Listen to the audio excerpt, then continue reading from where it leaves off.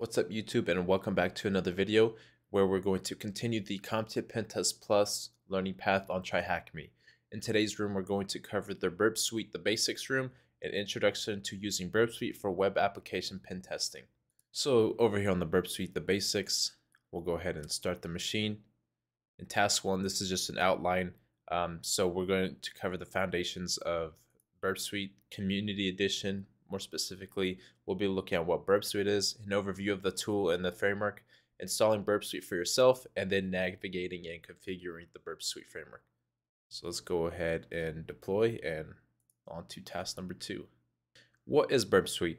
So to put this short, Burp Suite is a tool used for web application and mobile app pen testing. It allows the user to intercept and manipulate traffic between the attacker and the web server. It includes various features for manual testing too.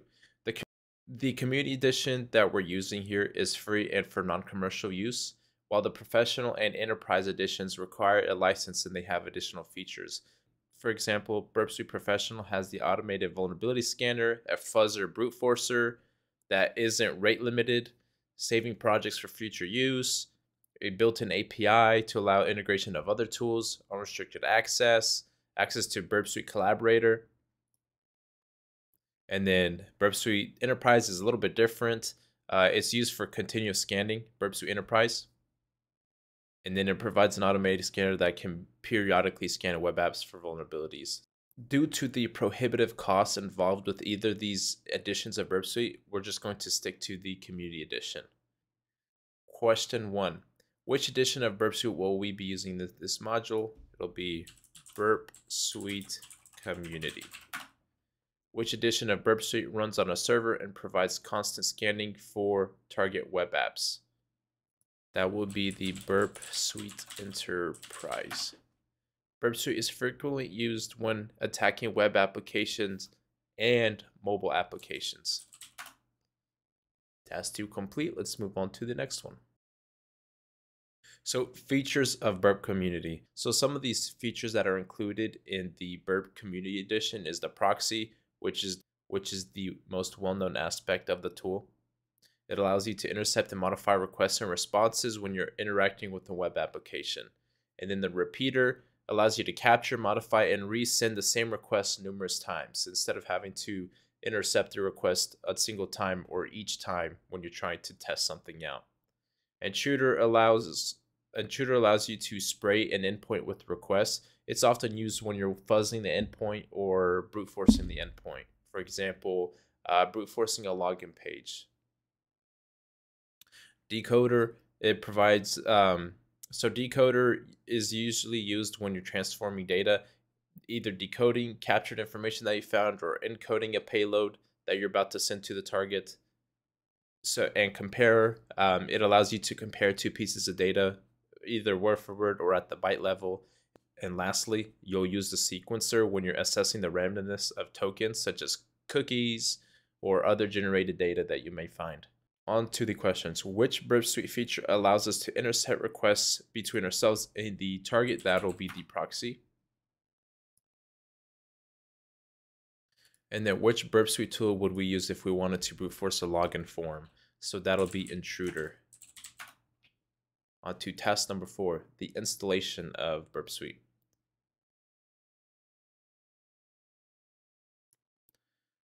And for the installation, Burp Suite is a useful tool for web app and mobile application testing and debugging too.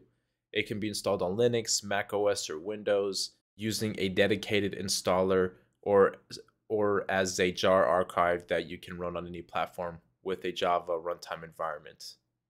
It is also prepackaged with Kali, so by default, Community Edition comes onto Kali and can be easily installed from the Kali repository if necessary. And there is the Burp Suite downloads page if you wanted to go ahead and download it. So we go ahead and open it in a new tab. In case you don't have Burp Suite, you can just go ahead and download it here, and then whatever OS you're using. If you want a jar file, as long as you have the Java runtime environment active. So, for this case, we're running Linux, so we download Linux. But if you're using Kali, then we'll go ahead and just stick with the Community Edition that comes default in Kali. And once you can verify the integrity of the download file when you download it, and then when you want to run the executable, you'll have to use sudo. If you're running it in Linux, if you're running it on Windows, you'll have to run it with administrative level privileges. So go ahead and hit complete. On to task number 5. So let's go ahead and open our Burp Suite. So we type in Burp Suite. I have professional and community, but we're just going to stick with the community edition. Go ahead and hit OK. Go ahead and hit next. Start Burp Suite. So as you'll probably see throughout this video and on the TryHackMe platform, that this room is outdated. Some of the features look a little bit different, and for some of the questions, it may be hard to find out exactly where the answer is. I had to use a write-up for a couple of the questions just because the settings are a little bit different on the newer version of Burp Suite. So this first quadrant over here is the task menu that allows you to define the background task that Burp Suite is going to run while we're using this application. In the Pro version, we can create on-demand scans, which we see is grayed out. But for the live passive crawl over here, this is going to log all the pages that we visit. And for quadrant number 2, this is the event log that tells us what Burp Suite's doing. This is the third quadrant on the dashboard, which is the issues activity. So this is going to basically be used on Burp Suite Pro. So this is a feature on Burp Suite Pro, so it's not very useful for us on the community edition. But if we did have the Burp Suite Pro, it'll list all the issues detected when we run an on-demand scan. And then the quadrant 4 is the advisory section. This will give you more information about the vulnerability that's detected and references the vulnerability, and then also provides a remediation or solution for the vulnerability the potential vulnerability found. On top of that, on the advisory quadrant, you can also right-click and export as a report in case you're performing a vulnerability scan on a web application or mobile application using Burp Suite Professional. And then if we click on one of the examples over here, one of the issues like cross-site scripting DOM-based, it'll show you the advisory, so the issue detail, the background, more of a description of the vulnerability, and how to remediate it, whilst listing the references and vulnerability classifications that we see here. It'll show you the request, it'll show you the response page too, and then the dynamic analysis. Go ahead and complete this. On to task number 6. So navigating around the Burp Suite GUI by default is done entirely by using the top menus. So by default, this is what the Community Edition top menu will look like. You'll have dashboard, target, proxy, intruder, repeater, sequencer, decoder, comparer, logger, extensions, and then learn. And then some of these will have submenus, as you can see, like target has sitemap, scope, issue definitions. And a lot of these tabs up here can be popped out. So for example, you can come over here and detach the dashboard, detach the target, proxy. So any of these tabs up here you can detach if you wanted to, as its own separate window. And then you can use shortcuts to switch between tabs to make it easier in case you don't want to click through them. So if we're in the target tab right now, we can just do Control-Shift-D. We'll go back to dashboards. And then you'll do a Control-Shift-R to go to repeater, Control-Shift-I to go to intruder, Control-Shift-P to go to proxy, and then Control-Shift-T to go to target. So we'll go ahead and hit complete. Then we'll go to task number 7. Before we start learning about the Burp proxy, let's take a look at the options available for configuring Burp Suite. So this is where it's going to look a little bit different. So there is the user options on the dashboard, or there is the user options and project options as a default tab. But as we see over here, we don't have the default user and project options. You have to click settings, and then you'll see the user options and the project options and everything underneath there. The user option, as we can see over here, applies every time we open Burp Suite, and then the project settings applies for projects. The connection subtab allows us to control how Burp makes connections to the target. So back over here, we'll see connections, platform authentication to the target, upstream proxy servers, SOCKS proxy, and then there's TLS, client TLS certifications, and then Java TLS settings. And then you can minimize it or expand it. On the user interface, we have message editor, so inspector and message editor, HTTP message display, character sets, HTML rendering, HTTP message search, and next one's going to be the hotkeys. And then the next sub menu is going to be display. This is where you can change it to light theme and then dark theme. And then we have the learn tab, which we can uncheck if we don't want to see the learn tab, but by default, we'll just keep it as is. And then we can look at the project specific configurations. So for project, if we make a connection set, if we have a specific setting that we changed in here, it could be overwritten by whatever we have in the user project, because project submenu connections, this will be only applied for the current project that we're working on, including the TLS and HTTP. HTTP submenu or subtab defines how Burp Suite will handle various aspects of the HTTP protocol. For TLS, it allows us to override application-wide TLS options, like the certificates, server TLS certificates, or TLS negotiations. And then we have other options, of course, the scope, collaborator, which is only available in Burp Suite Professional. Then we have tasks, we can schedule tasks, but this is for pro version only. And then logging, what we want to log. And then, of course, Burp's browser, which we'll get into later down the video. Change the Burp Suite theme to dark mode. We just did that. In which project options subtab can you find references to a cookie jar? If we go to the project sessions subtab, we'll see the cookie jar over here. So the name of the section will be, so the subtab that we see over here will be sessions. In which user options subtab can you change the Burp Suite update behavior? So the updates will be in the update subtab under suite, but for the old Burp Suite edition, it'd be under MISC or miscellaneous. What is the name of the section within the user options, MISC, subtab, or miscellaneous? Which, as you can see, we don't have a miscellaneous. Which allows you to change the Burp Suite key bindings. It'll be the hotkeys. Go ahead and do hotkeys. If we uploaded client-side TLS certifications in the user options tab, can we override these on a project basis? Yes.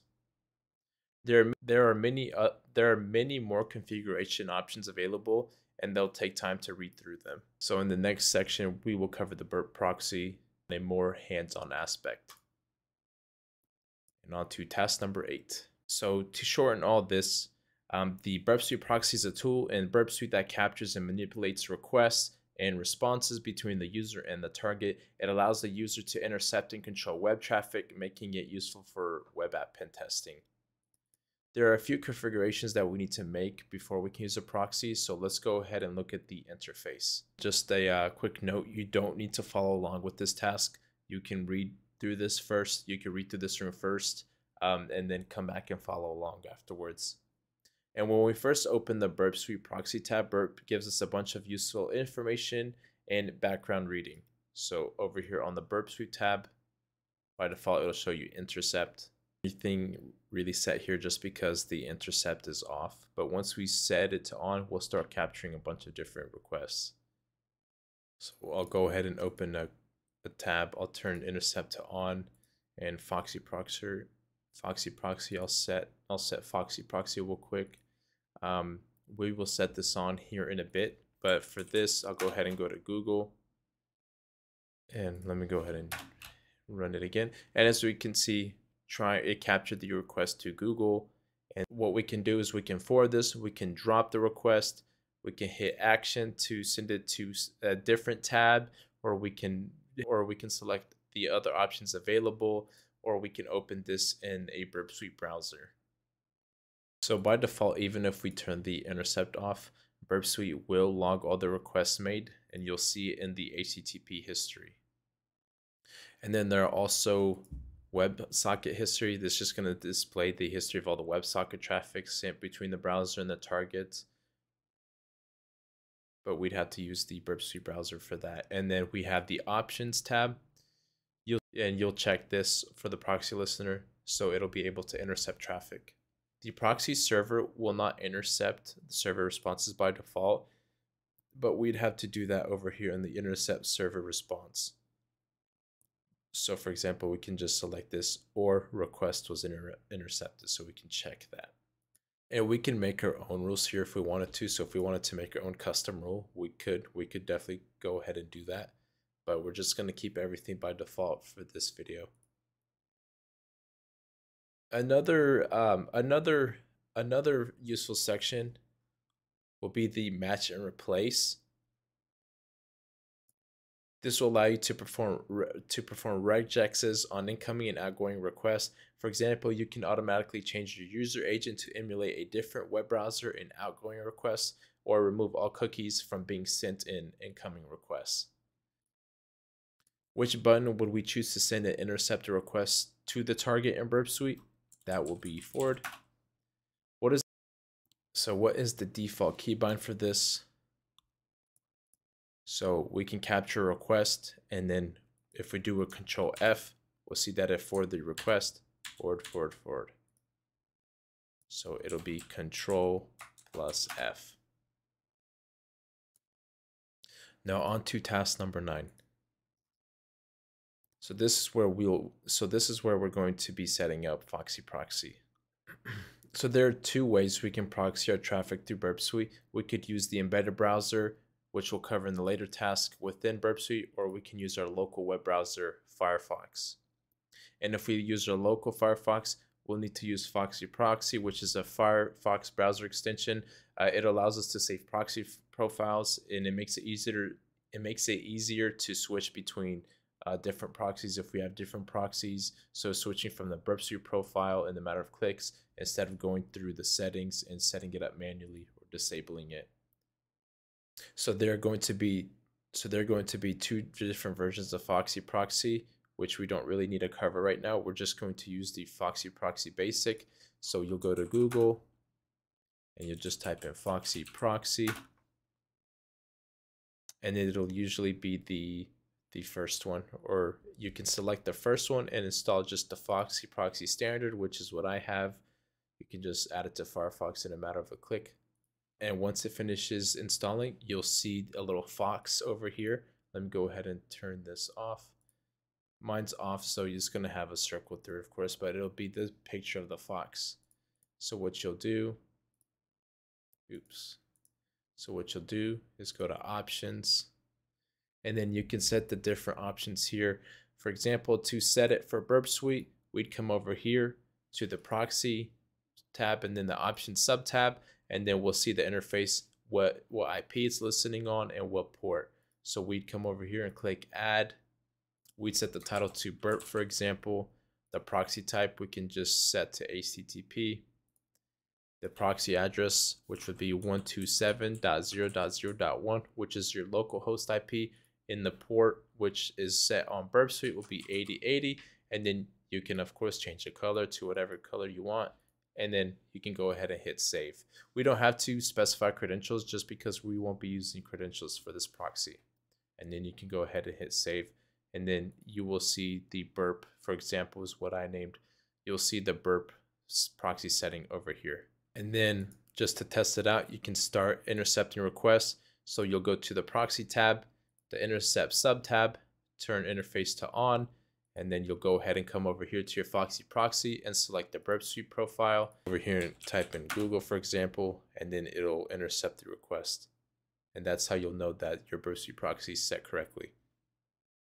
On to the questions. There's one particular useful option that allows us to intercept and modify the response to a request. And then we can head and just right click inside the raw request and then go to do intercept and then response to this request. Response to this request.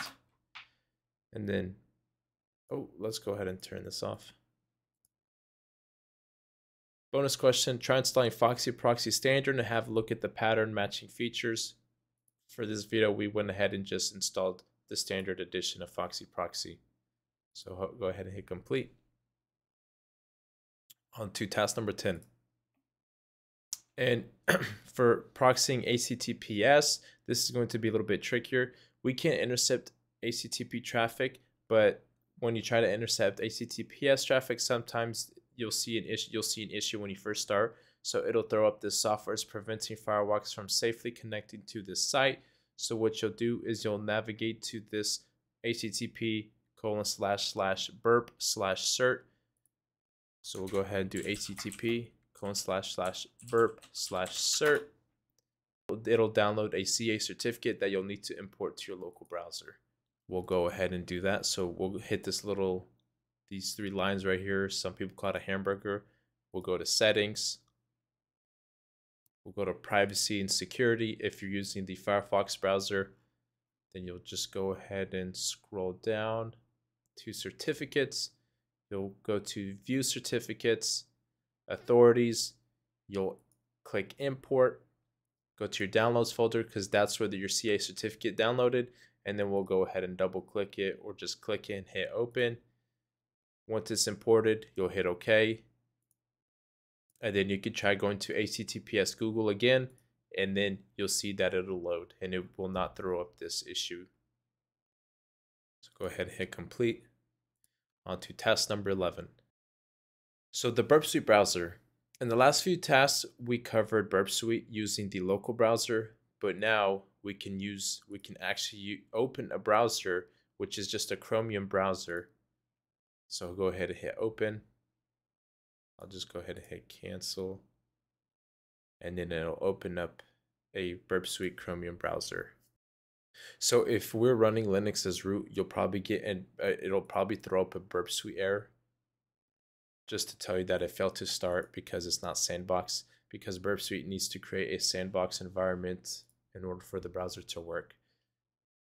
To skip that, you can go over here to, what you do is you go to the project, you'll go ahead and click this project, go to tools, and then you'll see Burp's browser, and then you'll see browser running. Use these settings to control whether Burp Suite's browser can run without a sandbox or attempt to use a GPU.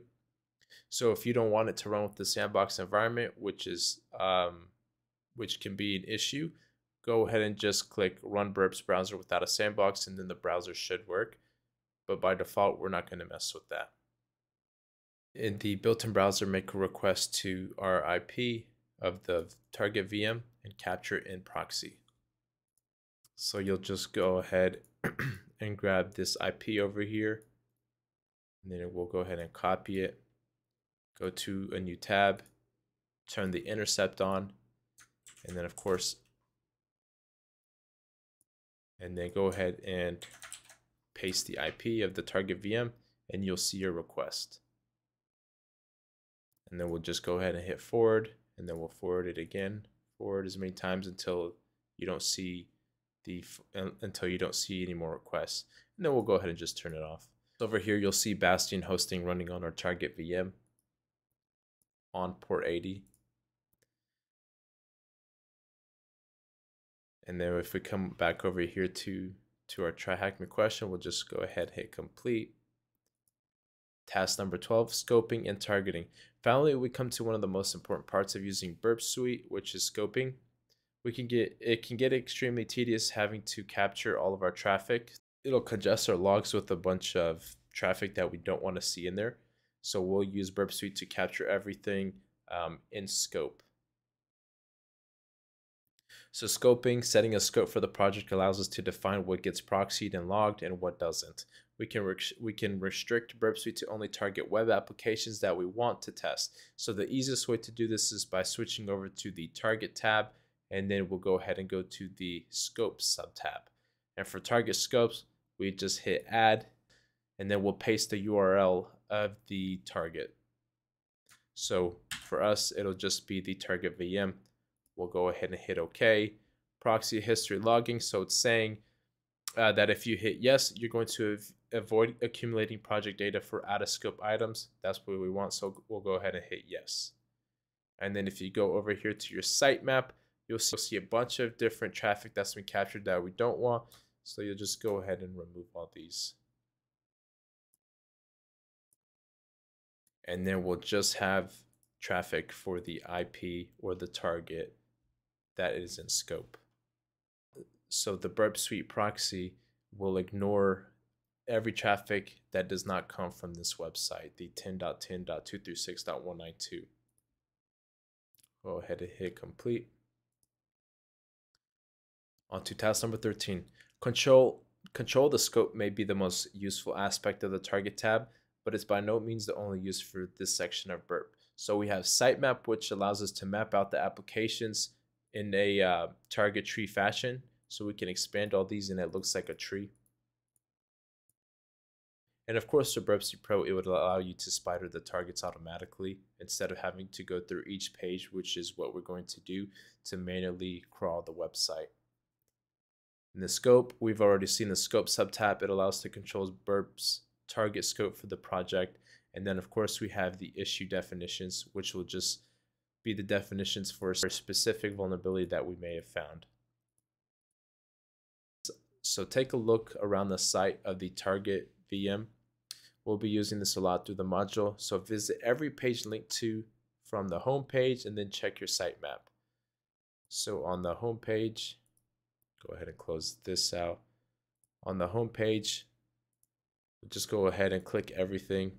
So our products, go back to home, about us, and you'll see everything starting to populate. So you'll see the tree gets populated more with more pages that we found. Then you might want to hit privacy. That's on the home page. Contact. And we'll go ahead and select the other tabs up here, about. So you see the execs, contact, support, products. Then we can go back to the home page. Then back to TryHackMe.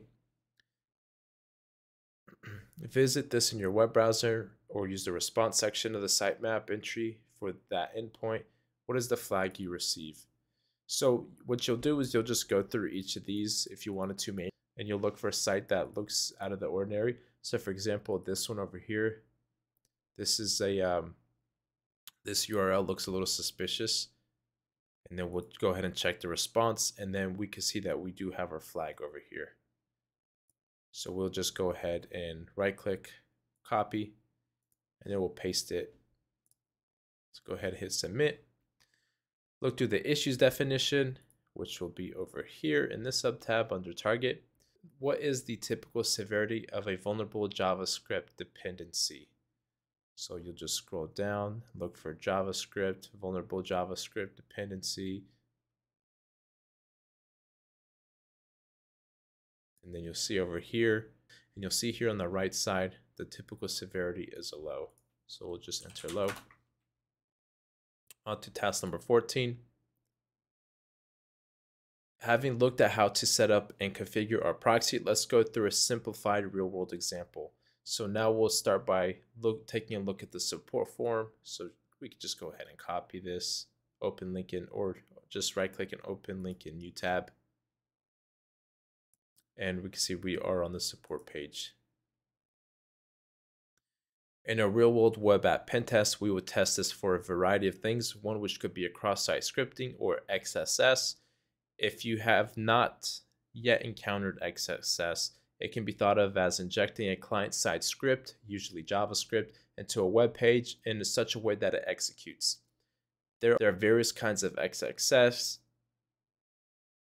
The type that we're going to be using here is referred to as a reflected cross-site scripting, or XXS, and is as it only affects the person making the web request. So there's reflected XSS, there's stored, which is stored on the server, and then there's a DOM-based. Try typing this into the contact email. So let's go ahead and split this. So we'll go ahead and just try to type it. As you can see, it won't allow us to type special characters into the contact email field. So all the special characters are being filtered out. So this is an example of client-side filtering, which won't allow us to type special characters, as we can see. But we'll go ahead and try to bypass this. First, what we'll do is we'll go to our proxy tab, make sure intercept is on, make sure Foxy proxy is on too, and then we'll make an intercept for this page. So we'll go ahead and we'll just go ahead and enter like a fake email. So like admin at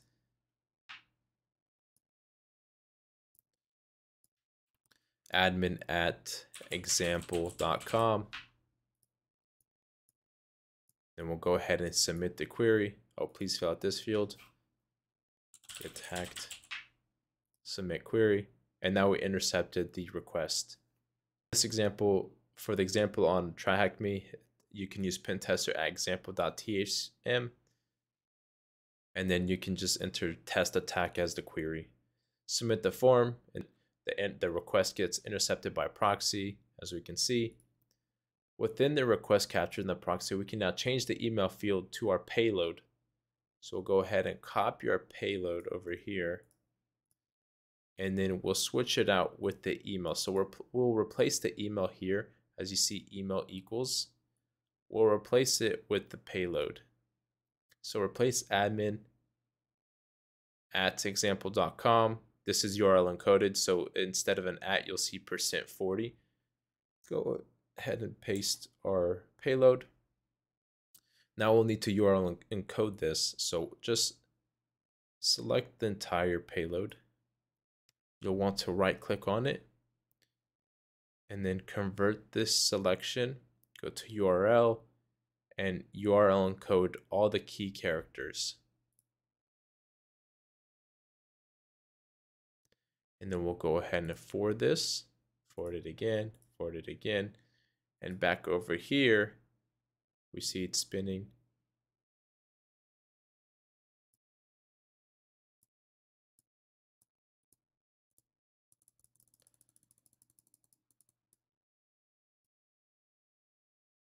We see that we get a pop-up saying successful XSS. We can go ahead and turn this off. So that's a reflected cross-site scripting. This is how it'll look like in the real world.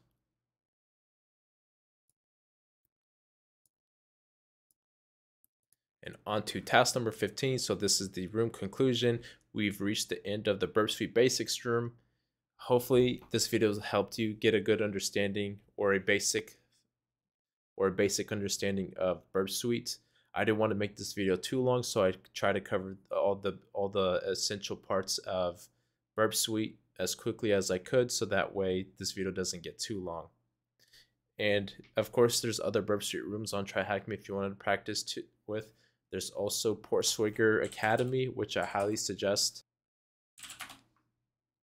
So you'll just go to portswigger.net once it loads. You can just go ahead and go to Academy, and Portswigger Academy will teach you how to use Burp Suite, as well as getting the knowledge of of the different web application attacks out there. So go ahead and hit complete. And that is the end of the Burp Suite, the basics room. We'll see you in the next video where we're going to cover the Metasploit introduction room.